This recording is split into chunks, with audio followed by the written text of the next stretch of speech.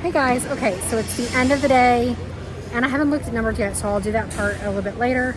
I want to thank my friend from who saw our video about the gnats and brought us some no gnats for pack up. So Sue and I have already sprayed this all over ourselves in hopes that the gnats will be manageable. It was Sue's idea as we're packing up. So at this point, what we do is we start grouping things together. And we haven't completely grouped everything together, but the one thing we have grouped together is all the greenery. So can I turn my camera around? My camera looks weird. All right, I'm just gonna turn it off and turn around the other way. Okay, so we pulled all the greenery off of the shelves and we have them all grouped in buckets. It may seem like there's a lot of greenery. There's a lot less than there was. I mean, like a lot less. Okay. So we have pulled most of the greenery off the shelves. We still have a couple of these here. But she wanted you to see what our display looks like without the greenery in it. So we haven't really pulled it all apart. All we've done is start removing we didn't move the big greenery, but all we've done is remove greenery from pots and stuff. So that you can see what our booth usually looks like.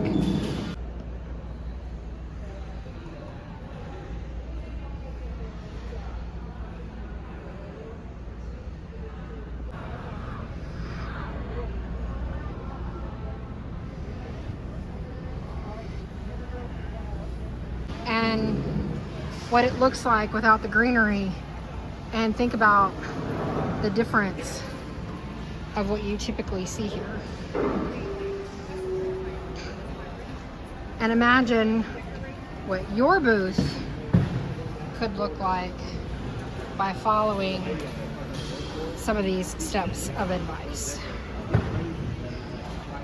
Notice that everything is just more flat, more two-dimensional, less got all this heather here. It's just less interesting. Everything about it is less interesting. I'm gonna step out and let you see from a distance. These are the same displays that we've had for days, but with no greenery in them. And tell me how much more inviting the booth was when all of this was spread out in it. Right? It's really, even basic cutting boards looked prettier when, a couple of wreaths were thrown down on them. It makes a big difference. Think about it, y'all.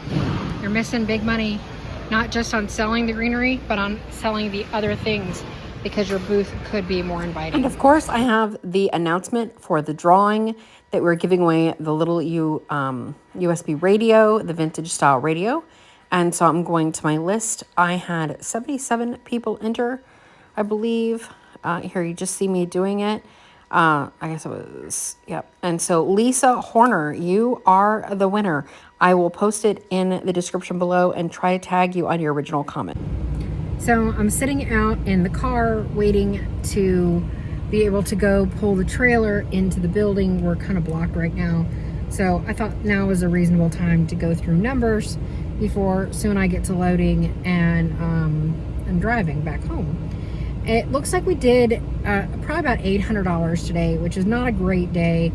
But let's face it, I knew that day 3 wasn't going to be spectacular. So this is not a huge surprise.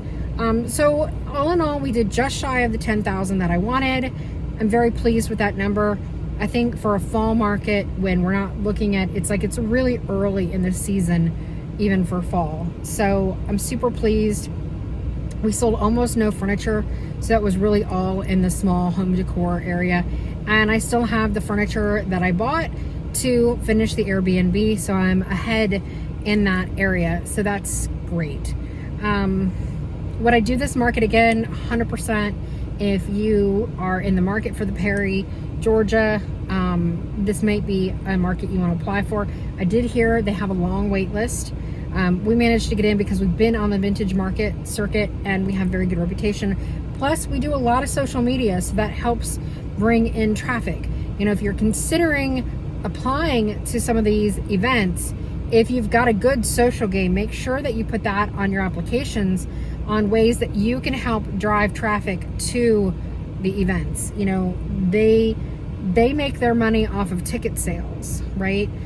So generally speaking, on markets like this, I can't speak for this market specifically because I don't personally know the owner. You know, I've been looking over here thinking my camera's over here, but now I'm thinking my camera's over here. So I've been looking in the wrong place. I'm sorry. So generally in markets like this, all of the booth sales goes towards marketing. So they're going to do Facebook ads, they're going to do print, they're going to do radio ads. All of that's going to be to drive customers to the venue. And then the promoters make all their revenue off of ticket sales. So if you can help drive ticket sales, then you are a vendor that they want at your event. So be cognizant of that if you are good at social media, or get good at social media if you want to get into some of these bigger events. They want people who are going to bring buyers, because that's where the promoters make their money. The promoters in big events like this don't typically make their money off of booth sales. That all goes to marketing costs. I hope that makes sense. So we did just barely below my high-end goal, but I'm super pleased.